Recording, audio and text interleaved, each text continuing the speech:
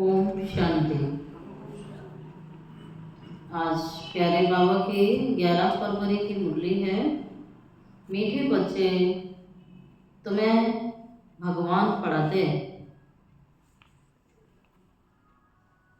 तुम्हारे पास है ज्ञान रतन। इन्हीं रत्नों का तुम्हें धंधा करना है। इन्हीं रत्नों का तुम्हें धंधा करना है। तुम यहाँ ज्ञान सीखते हो, भक्ति नहीं।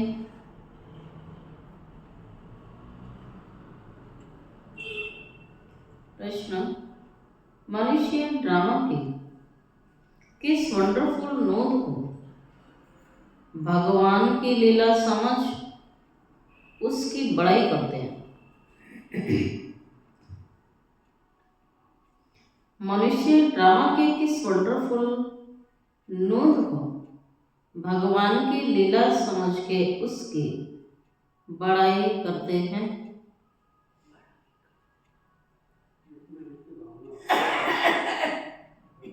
जो जिसमें भावना रखते हैं उन्हें उसका साक्षात्कार हो जाता है, तो समझ लेते हैं ये भगवान ने साक्षात्कार कराया है। मतलब जिसका साक्षात्कार हुआ ना, जिसका जो इष्ट होता है तो वो सोचता उसी ने कराया। हनुमान जी का हुआ तो सोचते हैं किसने कराया? हनुमान जी ने कराया। अब ये गलत फहमी। भावना रखने पर साक्षात्कार बाबा करा देता है उसी का जिसके प्रति भावना होती है। तो साक्षात्कार कराने वाला कौन है? शिव बाबा है। एक और भगवान की बड़ाई करते हैं और दूसरी ओर उसे सर्वव्यापी कह के गिलानी कर देते हैं। एक और भगवान की बड़ाई करते हैं, दूसरी ओर सर्वव्यापी कह गिलानी कर देते हैं। ओम शांति। भगवान आज बच्चों को ये तो समझाया हुआ है, मनुष्य को, देवताओं को भगवान कभी भी नहीं कह सकते हैं। गाते भी हैं, क्या गाते हैं फिर? मनुष्यों को और देवताओं को भगवान नहीं कह सकते हैं तो गाते हैं, क्या गाते हैं?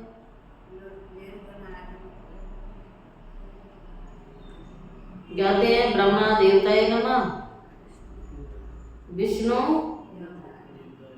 देवताय नमः, शंकर देवताय नमः। फिर कहा जाता है शिव परमात्माय नमः।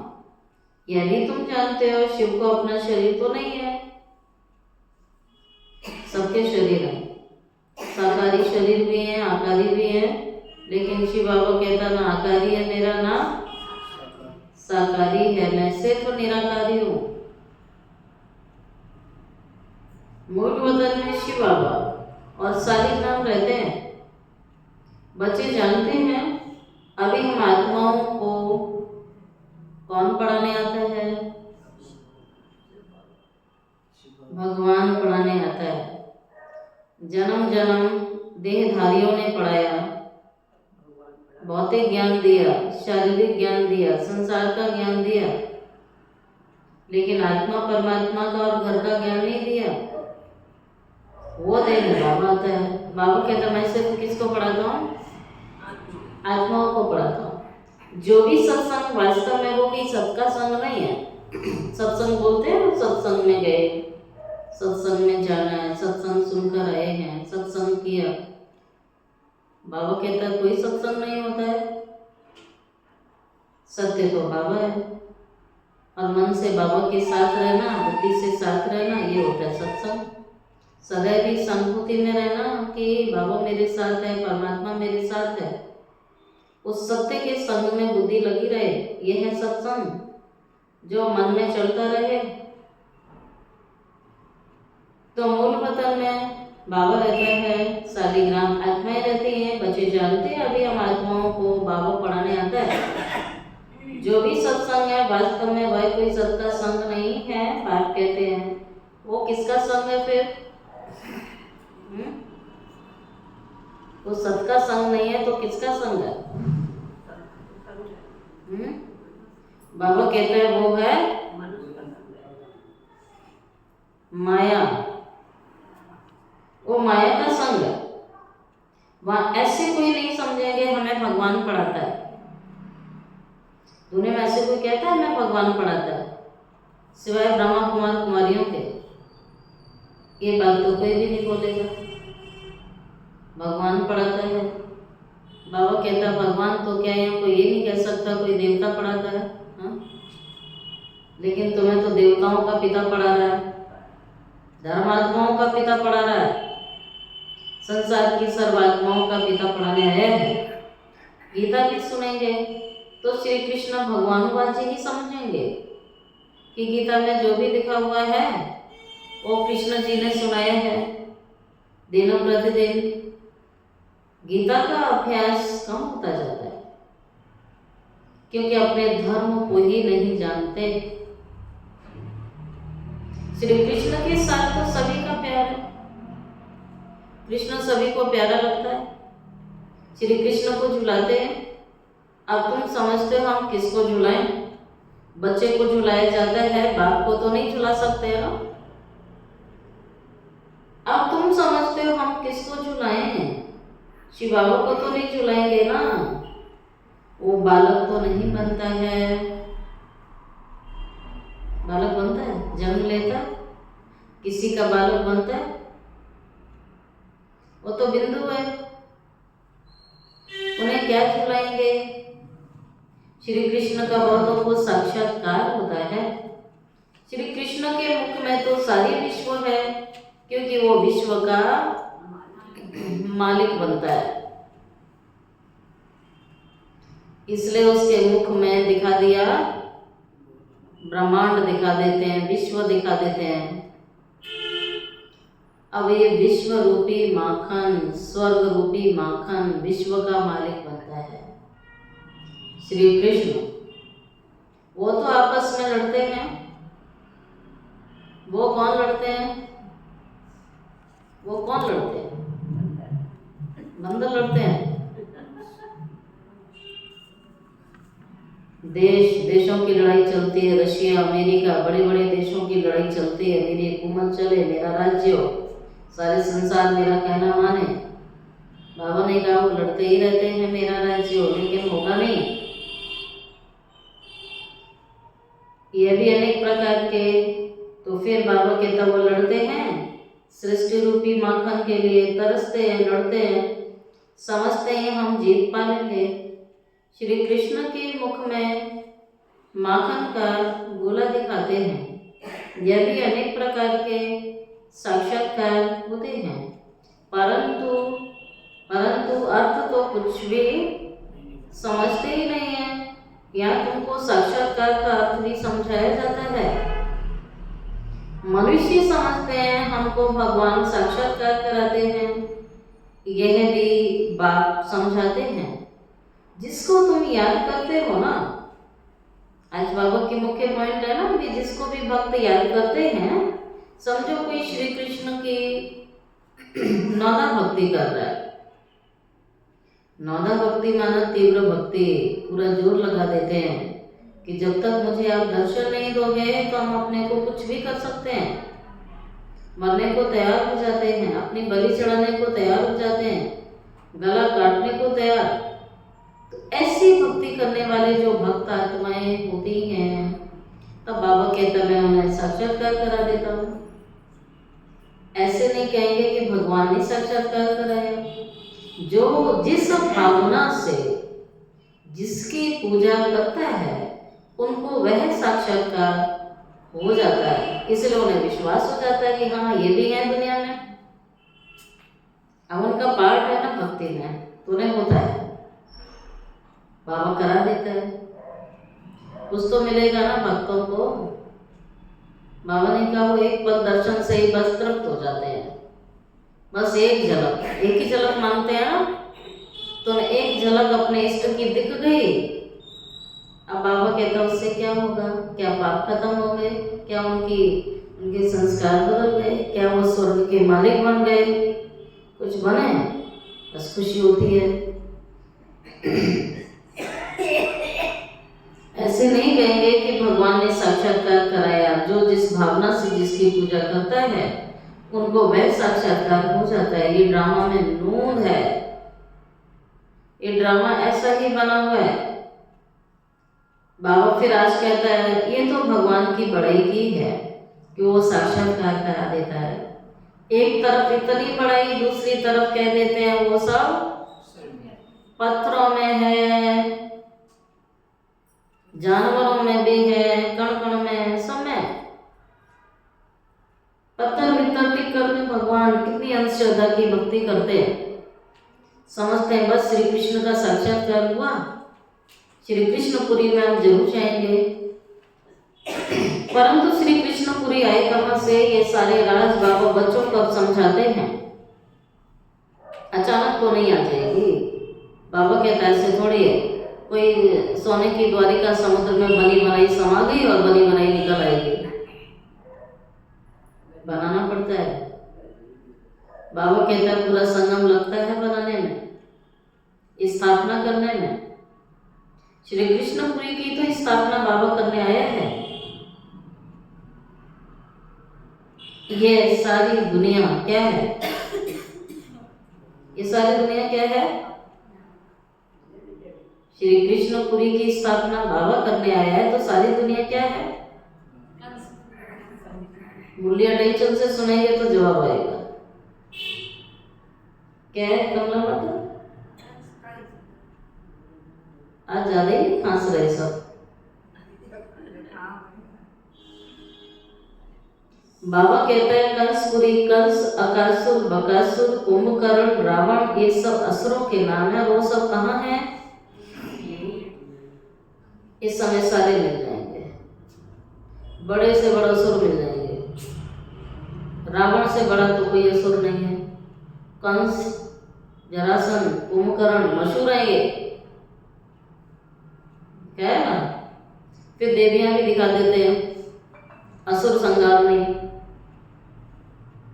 तो इसी समय की सारी लड़ाई है ये सारी अंदर की लड़ाई है। बड़े बड़े असुरों को मार डाला कौन सी शक्ति से? वो दिखाती है दैवीय शक्ति, ईश्वरीय शक्ति। शास्त्रों में क्या क्या पाठ लिख दिया आपके लिए, हो गया ये सारी चीजों से। ऐसे कोई राक्षस अलग से नहीं होते हैं। ये बड़े बड़े राक्षस आज मनुष्यों में बैठे हुए हैं। ये लड़ाई कोई स्कूल में नहीं हुई है, बाहर नहीं हुई है, ये सारी मन के अंदर लड़ाई हो रही है। यह भी समझाना है गुरु दो प्रकार के होते हैं। दो प्रकार के गुरु कौन से होते हैं? एक भक्ति मार्ग के गुरु, वो तुम्हें क्या सिखलाएंगे? भक्ति। भक्ति के गुरु आपको भक्ति सिखलाएंगे। ये बात तो क्या है? ज्ञान का सागर है। उन्हें सतगुरु कहा जाता है। वो गुरुओं का गुरु, सतगुरु, सच्चा गुरु, ये कभी भक्ति तो नहीं सिखलाएंगे। बाबा साफ मना करता है, मैं तुम्हें भक्ति नहीं सिखाता, ना ही मैं तुम्हें कभी अपना भक्त बनाता हूँ। बाबा हमें अपना बच्चा बनाता है। बच्चे तो हम हैं ही, स्मृति दिलाता है इसे, ज्ञान ही सिखलाते हैं। मनुष्य तो भक्ति में कितना खुश हो जाते हैं, झांझ बजाते हैं। बनारस में तुम देखेंगे सब देवताओं के मंदिर बना दिए। सब भक्ति मार्ग की दुकानदारी है, भक्ति का धंधा है।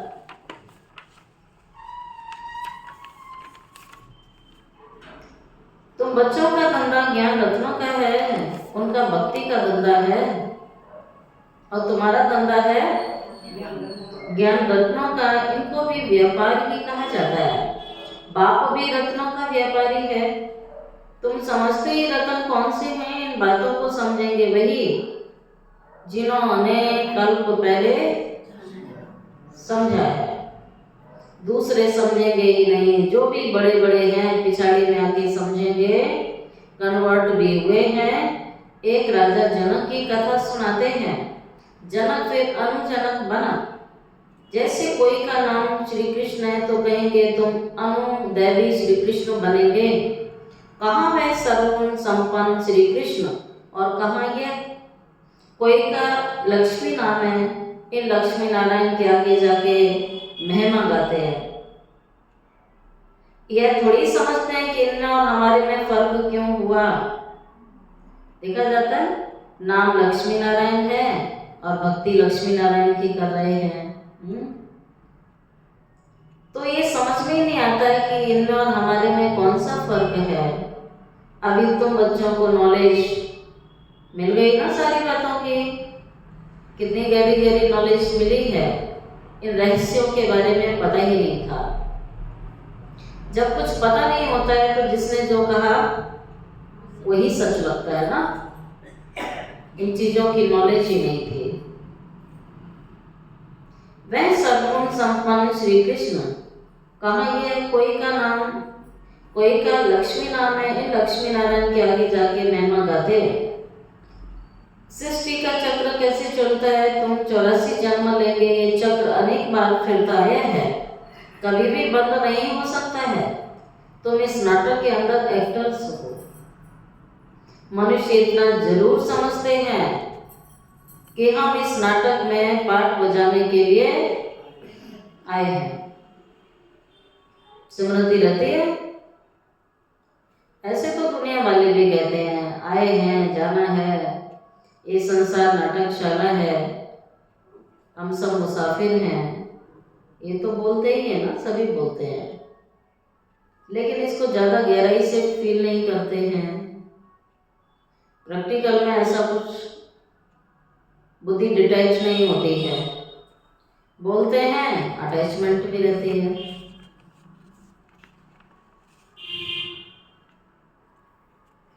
बाकी ड्रामा के आदि मध्यंत को नहीं जानते। तुम बच्चे जानते हो हम आत्माओं के रहने का स्थान परे ते परे है, वहाँ सूर्य चांद की भी रोशनी नहीं है। ये सब समझने वाले बच्चे ही अक्सर करके साधारण गरीब ही बनते हैं, क्योंकि भारत ही सबसे पहले साहूकार था। अब भारत सबसे गरीब बन गया।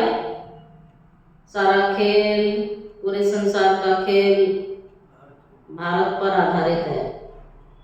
बेस भारत है। बाबा कहता है ये भारत भूमि पर ही सारा ड्रामा चला, आरंभ यहाँ से ही होता है। तो अनादिकाल से ये भारत चला आता है। भारत कभी समाप्त नहीं होता है। भारत हमेशा से रहा है और हमेशा रहेगा। बाबा इसको कहता है ये भारत भूमि अविनाशी खंड है। भारत जैसा पावन खंड कोई होता नहीं है। पावन दुनिया में पावन खंड होता है और कोई खंड वहाँ नहीं होता है। बाबा ने समझाया हुआ है सारी दुनिया एक बेहद का क्या है, आगे आंसर करना चाहिए। सारी दुनिया बेहद का डैश डैश आइलैंड है। ये सारी दुनिया बेहद का आइलैंड है। जैसे समुद्र के बीच में कोई भी छोटे छोटे देश होते हैं तो उसे आइलैंड कहा जाता है।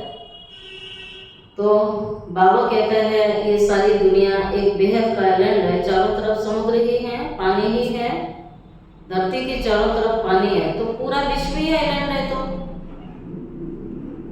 जैसे लंका है ना आइलैंड, श्रीलंका दिखाते हैं भारत के नीचे लास्ट में छोटा सा देश, चारों तरफ पानी, तो फिर भारत को दिखाते हैं। बाबा कहते हैं सारे संसार को ले लो, सारा संसार ही टापू है, आइलैंड है, दिखाते हैं। रावण लंका में रहता था। अभी तुम समझते हो रावण का राज्य सारी बेहद की लंका पर है, कोई श्रीलंका की बात नहीं है। बाबा ने कह दिया पूरा विश्व लंका बन चुकी है। तो लंका को क्या हुआ था लास्ट में ना? हनुमान जी ने अपनी पूंछ से लंका जला दी थी। हनुमान कौन है? ब्राह्मण बच्चे। पूंछ को आग लगा दो तो लंका को आग लग जाएगी। तो ब्राह्मणों की पूंछ अभी लंबी है, बहुत लंबी है। पूंछ कौन सी? देवान नामान शान, मुझे पूछा नहीं। ये वाली पूंछ है, हर बात में लगी हुई है। जिस दिन इस पूंछ को आग लग जाएगी ना, जला दोगे, बाबा कहता है सारी रावण की लंका जल जाएगी, विश्व का परिवर्तन हो जाएगा, रावण मारा जाएगा।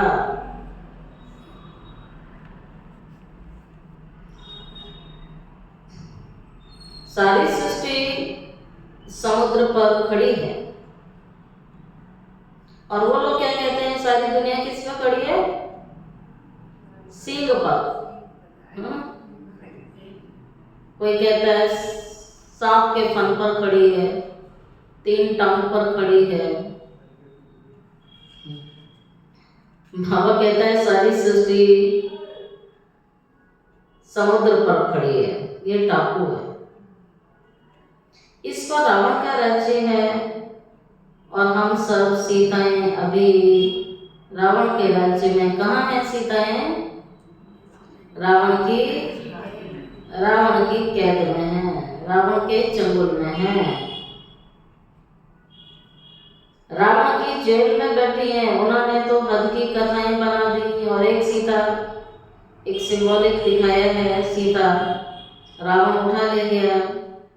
फिर राम की सेना ने चढ़ाई की और रावण मारा गया और सीता को मुक्त करा दिया।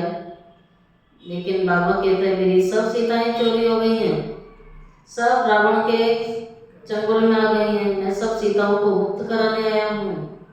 तो रामायण चल रही है अभी, यही रामायण, यही महाभारत का समय है, तो सच्ची रामायण तो चल रही है ना। सारी सृष्टि समुद्र पर एक टापू। बाबा कहते हैं उन्होंने हद की कथाएं बनाई। ये सारी बेहद की बात है, ये बेहद का नाटक है। उसमें छोटे छोटे नाटक बैठ बनाए हैं। ये 22 को पादी भी अभी बने हैं। बाप को भी समझाने में सहज होता है। पहले था ही नहीं ना, 22 को था ही नहीं, नाटक थे ही नहीं। बाबा आया तो सब निकले। बाबा ने कहा सब समझाने के लिए सहज हो गया, इजी हो गया ना। फिर बेहद का सारा ड्रामा बच्चों की बुद्धि में है, मूल वतन, सूक्ष्म वतन और किसकी बुद्धि में हो न सके। तुम जानते हो हम आत्माएं मूल वतन की रहवासी हैं। देवताएं सूक्ष्म वतनवासी, उनको फरिश्ता भी कहा जाता है। वहाँ हड्डी मांस का पिंजड़ा नहीं होता है, ठीक है। जहाँ हड्डी मांस है, बाबा कहते हैं प्रकृति के तत्व सब कहाँ हैं? इसी संसार में। सूक्ष्म लोक में ये हार्ड मांस वाला शरीर ही नहीं है।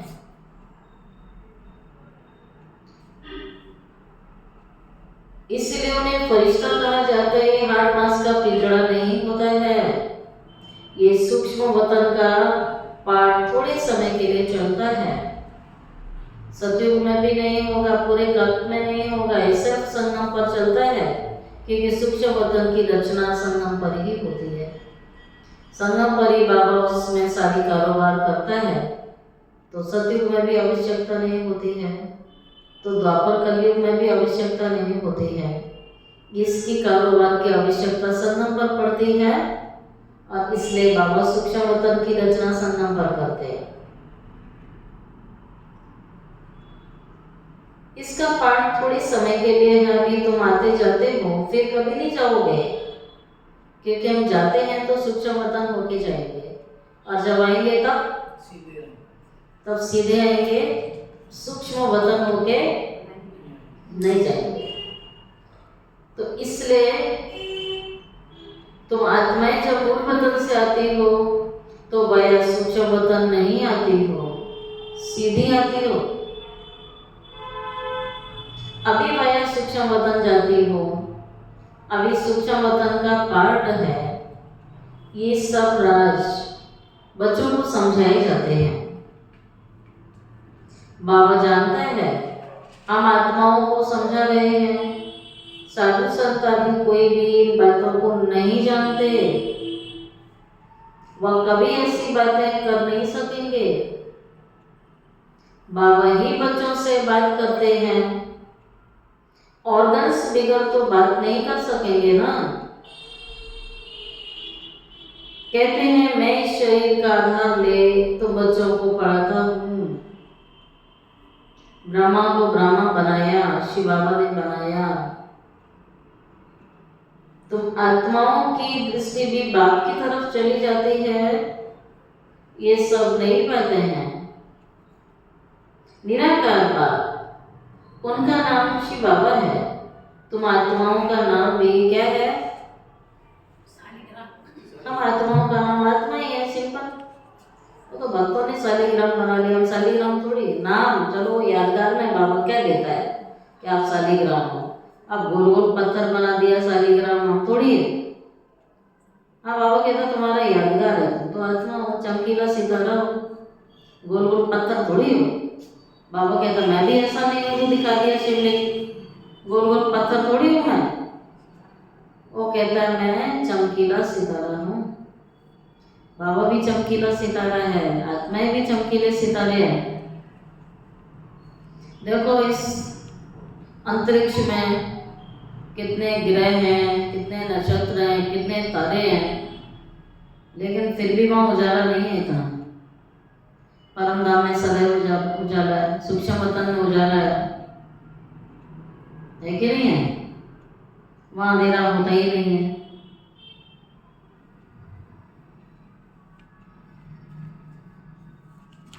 ये सारी बात बच्चों को समझाते हैं। बाबा जानते हैं हम आत्माओं को समझा रहे हैं। साधु संत आदि कोई भी इन बातों को नहीं जानते, वो कभी भी ऐसी बातें कर नहीं सकेंगे।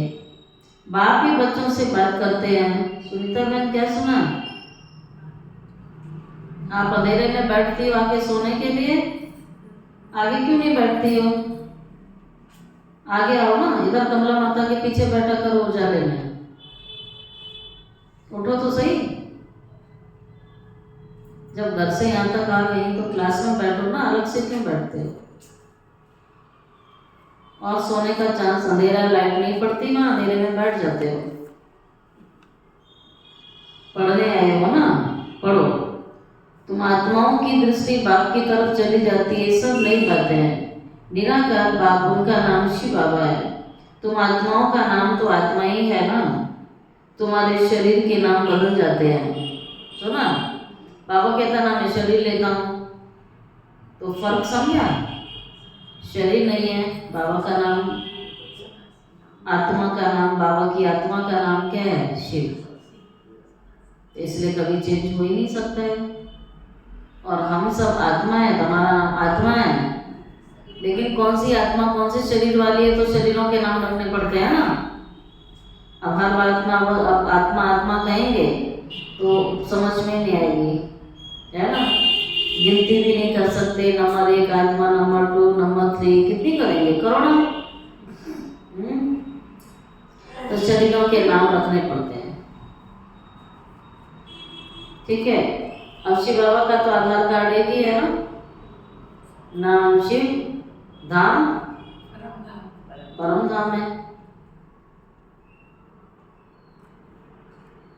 ठीक है। अब पिता का नाम तो आएगा नहीं, उसका तो आधार कार्ड में शॉर्ट परिचय बाबा का, नाम शिव है, धाम परम धाम है। एड्रेस भी आ गया, नाम भी आ गया। हमारा जो है लंबा चौड़ा हो जाता है, पता लिखो, गली नंबर लिखो, हाउस नंबर लिखो, फिर पिता का नाम लिखो, पति का नाम, पत्नी का नाम, किस किस के नाम रहेंगे, फिर फोन नंबर भी लिखो। शिव बाबा कहता मेरा तो है ही नहीं ना झमेला इतना।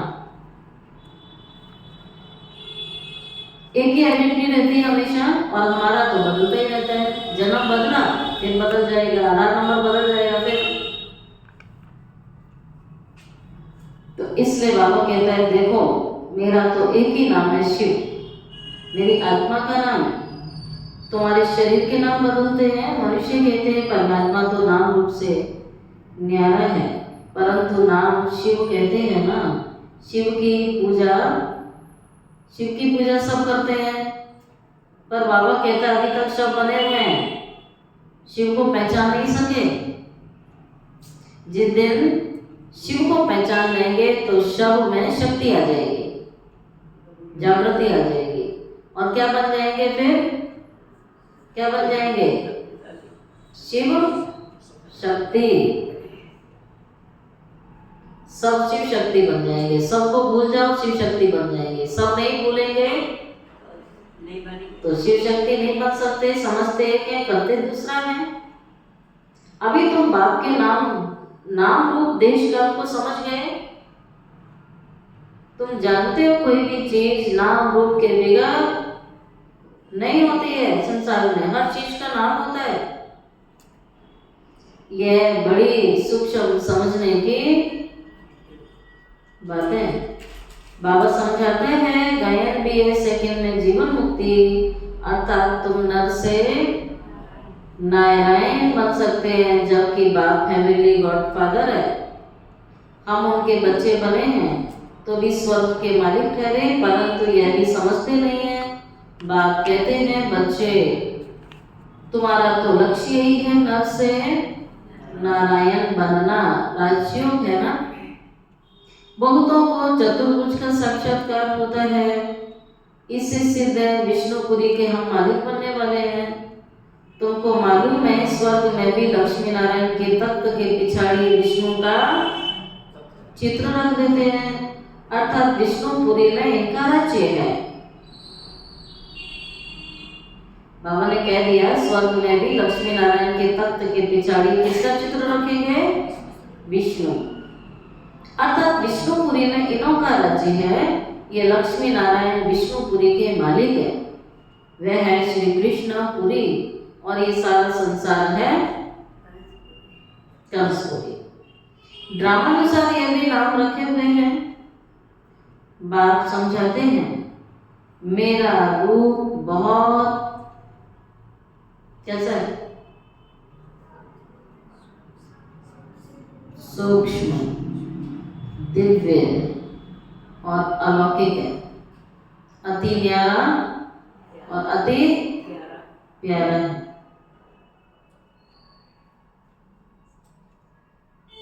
कोई भी जान नहीं सकेंगे। कहते हैं आत्मा एक स्टार है, परंतु फिर लिंग बना दिया, नहीं तो पूजा कैसे हो? रुद्रयोगी रस्ते अंगूठे मिसल शालिग्राम बनाते हैं, दूसरी तरफ उनको अजब सितारा कहते हैं।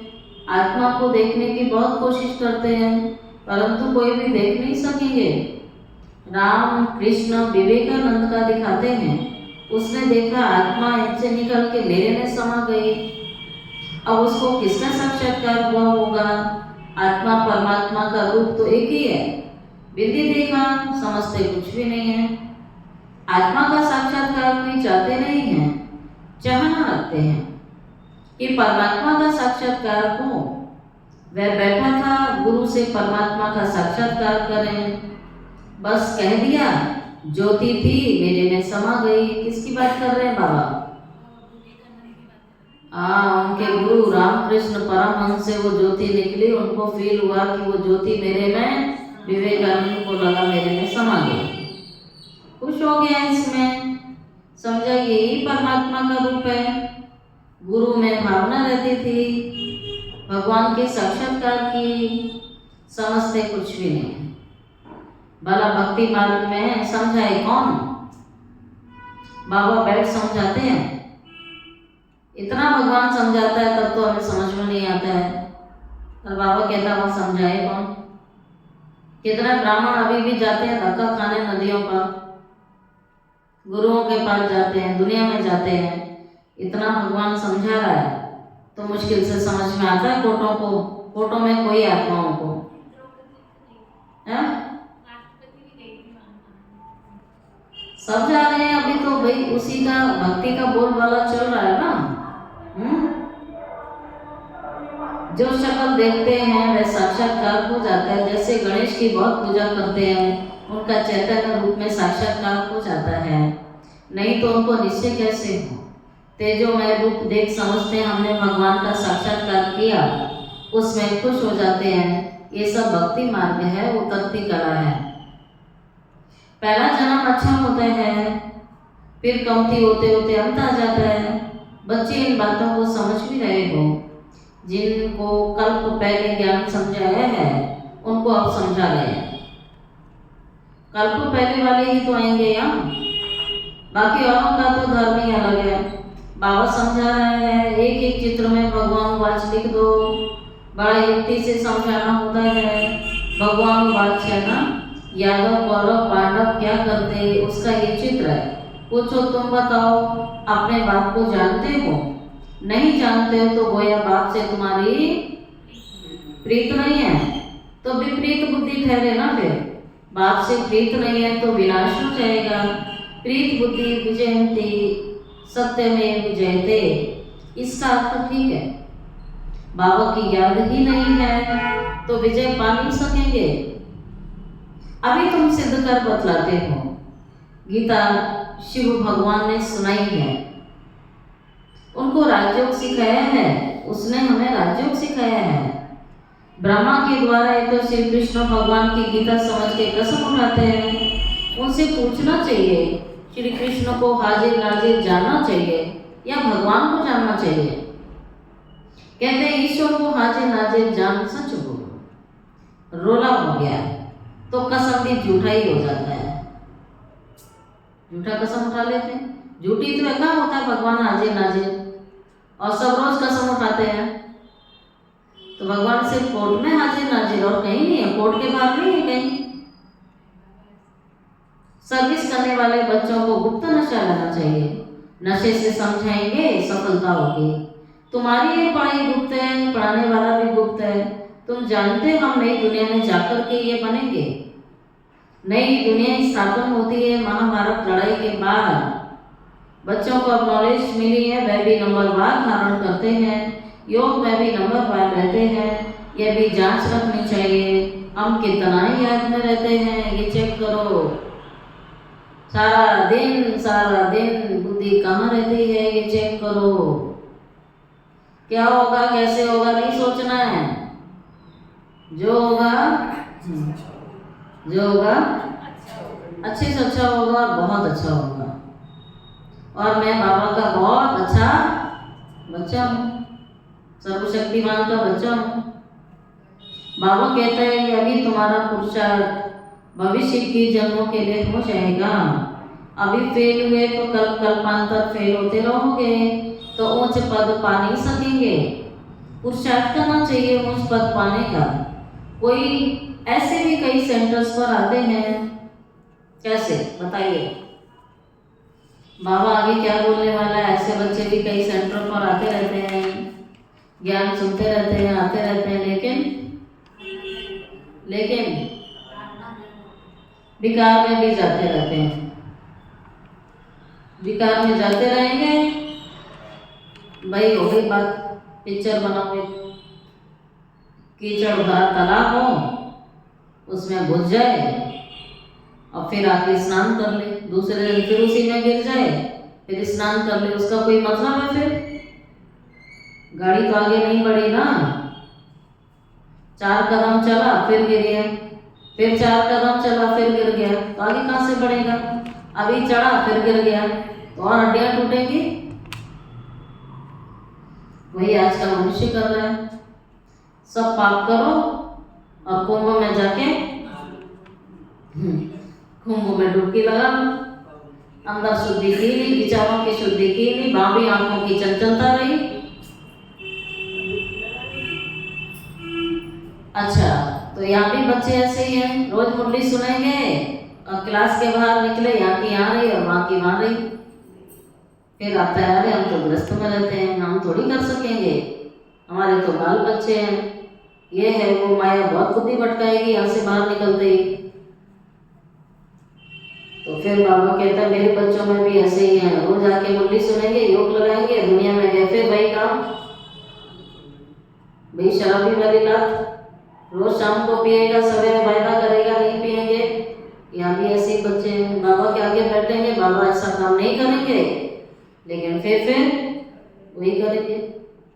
समझते हैं ईश्वर तो सब देखता है, जानता है, अब बाप को क्या पड़ी है जो ये बैठ देखेगा तुम्हें? सच नहीं बोलते ना, तो कहते हैं बाबा तो सब देखता ही है ना, क्या बताना है।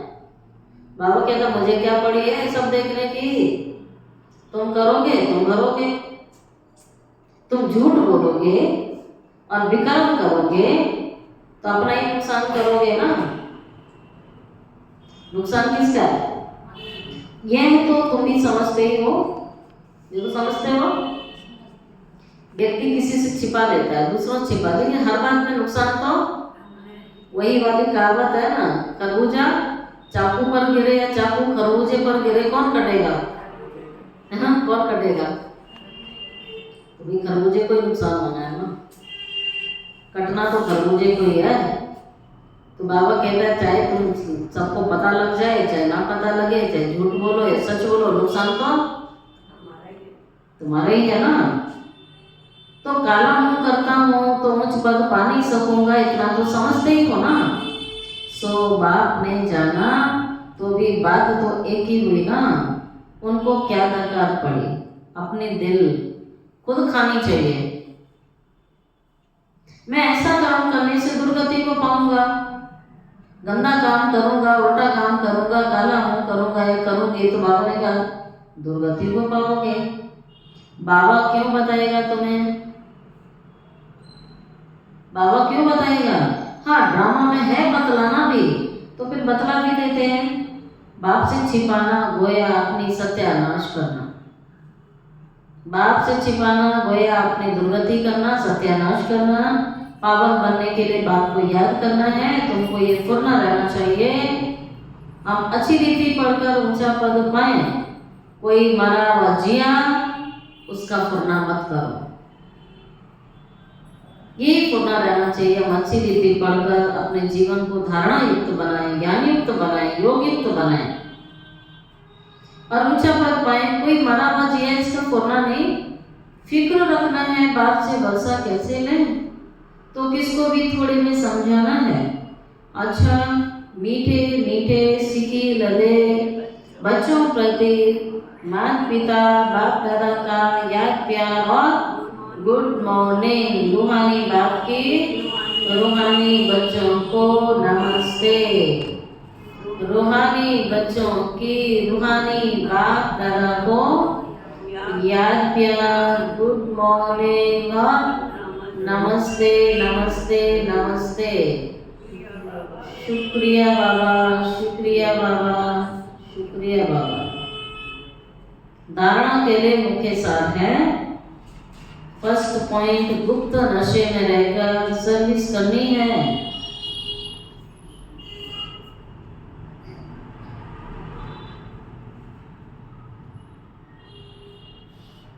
ऐसा कोई कर्म नहीं करना है जो दिल खाती रहे। गुप्त नशे में रहकर सर्विस करनी है, ऐसा कोई कर्म नहीं करना है जो दिल खाती रहे।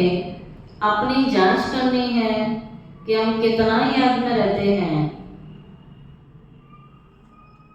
अपनी जांच करनी है हम कितना याद में रहते हैं। सदा यही फिक्र रहे कि हम अच्छी रीति पढ़कर ऊंच पद पाएं, कोई भी विकर्म करके झूठ बोलकर अपना नुकसान नहीं करना है।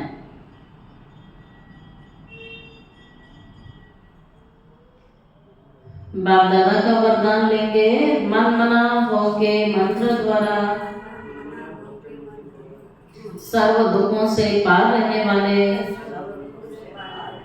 सदा सुख स्वरूप भवा।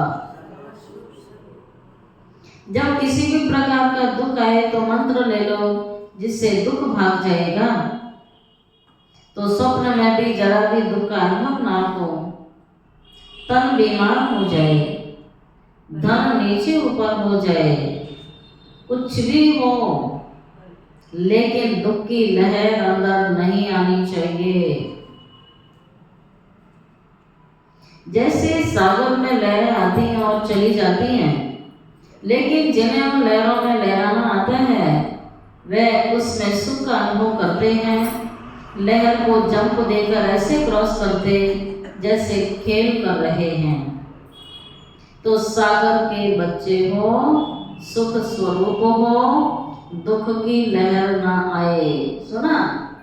चाहे तन की बीमारी आ जाए, चाहे धन कम हो जाए, या कोई और परिस्थिति आ जाए, बाबा कहता है लहरों में लहराओ, दुख की लहर ना आए, सुख के सागर की लहरों में लहराओ।